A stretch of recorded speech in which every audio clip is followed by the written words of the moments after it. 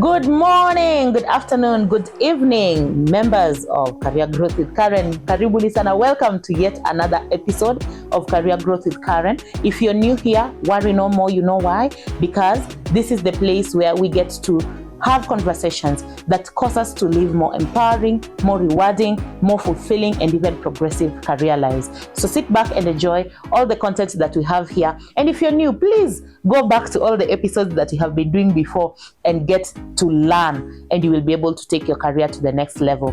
What are we discussing today? In today's episode, I have come with just 4 mistakes. The 4 mistakes that you are doing in your CV that is costing you that job move. Thank you so much for those who've been sending me their CVs, by the way, for just looking at their CVs, calling me for the CV revamps and all of that. And I have actually been looking at your CVs, and guys, there's some mistakes that you are making. You're not just not getting the interview. There's some mistakes that you are making. So sit tight and wait for that. In the next episode, I will be giving you 4 tips that will move your CV from good to great. So please make sure you also do not miss out on that one. Now let's get started.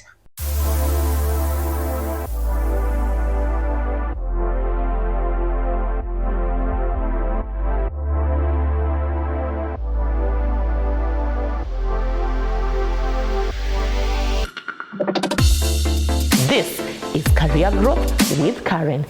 So guys, the first mistake that I noticed we do is to use passive language in our CVs. We are talking in third person, or sometimes we are using group language to talk about our responsibilities and our achievements. A CV, guys, is a personal document. It's very personal. My CV talks about me. It talks about Karen. It doesn't talk about my department, my organization, my whole company. So when you're writing those responsibilities and you're also writing your achievements, talk about I. Say I did this. I engaged the organization on an automation process. I revamped this process. I did this process. I brought in these new clients and all of that. Don't talk about we, because when we see we, or when HR sees we in your CV, they think you did not take any personal responsibility and you're just trying to ride on the achievements of maybe the organization as a whole or the achievements of your department. So be very personable, especially when you're talking about achievements. Say, I did this. I was able to increase sales from this level to this level, maybe a certain percentage increment. And sometimes you achieve whatever achievement it is, you achieve it as a department, but always write about what your personal contribution was. When you're talking about your responsibilities, don't say my responsibilities are to do this, doing this, getting this done. No, write in first person language so that it is more personal to you, and even as the HR reads it, or whoever is shortlisting, the recruiter, they can see that this is actually you who has done these things and not you as a department, or you as a group, or you as an organization. The second mistake that we do is not customizing our CV to the role. This is almost cliche, but honestly, guys, when I look at some CVs, I'm like, this CV is not customized to this particular role. And what do we mean? First of all, the titles, the role titles that you're given in your organization, some organizations have really over customized their titles. So you'll find there is an organization where you are a customer experience executive, or maybe you are in sales. Instead of just calling it sales, they're calling it demand fulfilling manager. When you write your CV and maybe you're applying for a sales job and you're sending the CV to a recruiter, and the role in there is, I am currently a demand fulfilling manager.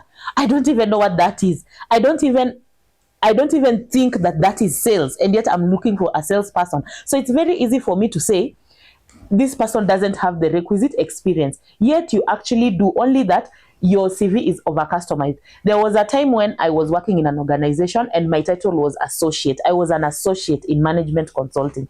And guys, associate is not a global title. Sometimes when we look at associate, we don't know, does that mean you're junior level? Does that mean you're senior level? Does that mean you're just associating with this company, like you're a partner, you're not exactly there, like some sort of a consultant? Some people don't understand that. So try as much as possible to, part of customization is changing your role titles to something that is widely understood in the industry as the name for that role. And secondly, your responsibilities have to resonate to the job advertisement or to the JD for the job that you're applying to. So make sure that there is some congruence between your responsibilities and the responsibilities that are being shown.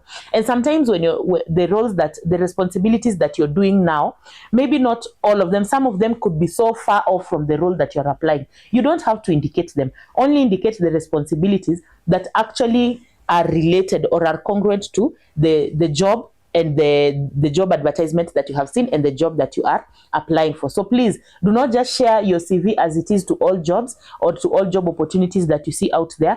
Make sure that you are customizing your CV to the particular job that you are applying. The third mistake we do, and this one I don't even know how to say it because it's so hilarious. Guys, we are copy pasting. Some of us are copy pasting our JDs, the JD that you're given by your organization. You are copy pasting it into your CV, or you're copy pasting the JD of the role that is being advertised. You're just doing a copy paste and you're putting it on your CV. Now, let me just say this. First of all, if you copy paste the advert, the responsibilities in the advert to your CV, definitely the one who is doing the screening is just gonna notice. I have noticed this myself when I am doing the screening, and I'm just like, this person, these are not their responsibilities. They have just copy pasted what the job description had, and it just communicates that you're tardy, you do not want to do your CV, and therefore you are waiting for me to put an advert, and then you copy pasted everything and put it there. So when we say customize, it doesn't mean copy paste the responsibilities. No, it just means make sure that there is alignment between what you're writing and the requirements of the job description. If you're copy pasting from your current JD, also notice that JDs are very generic documents, and based on your organization, there's some organizations that don't even do a good job at the JDs themselves. So you can imagine copy pasting that as opposed to your actual responsibilities. Think about the things that you normally do on a day-to-day, and those are the responsibilities that you want to highlight in your CV, and not necessarily copy pasting from one source to the other. Also, these days, it is kind of like when somebody uses ChatGPT, there's a way in which, especially for massive recruitments, ChatGPT almost gives similar kind of answers or similar kinds of responses. So when you find this kind of same language, similar kind of responses, even on the CVs, the similar wording used, sometimes it tells you this person has used maybe ChatGPT. So be very careful. Just write what you normally do. Indicate the actual things that you wake up in the morning and you go to do in the office on a day-to-day basis. The last mistake that we do or that we make is to use very complex technical jargon. Now, let me tell you something. There's some of you who, maybe you're a software engineer, maybe you're, I don't know what career you are in, and you just go in there into your CV and you use all manner of acronyms, all manner of complex jargon. Let me tell you, for most jobs, the first screening, the first long listing is done by HR. So if HR is not able to understand your CV, and remember, the HR person doesn't know all this technical jargon that is relevant to your field. So if the HR person is not able to understand your CV, they're likely not to long list it. Or it's a recruiter. The recruiter also is somebody with a lot of background, either in HR or in psychology or something like that. So if they don't have that knowledge of all that technical jargon and they can't understand what you're saying, they're likely not to long list you. So if you're going to use any acronyms and any jargon, make sure that they are the acronyms and jargon that are universally understood in your career, and they are there in the job advert, which means even for me as a recruiter, I have gone through that job advert, I have seen these things, and therefore when I see them on your CV, it doesn't surprise me. I don't start to ask, what is this? So make sure that you're not using that technical jargon. You can save that for the interviews when you're meeting the hiring manager and the other technical experts, but for the initial screening, make sure that you're keeping it as simple as possible. Now, I have shared the four mistakes, and of course there's so many other errors that we make, but these are the four that have stood out of all the CVs that I've been looking at in the past. So guys, watch out for these things, and if possible, go back to your CV and just check it, align it, and make sure it doesn't have these four things that I have talked about.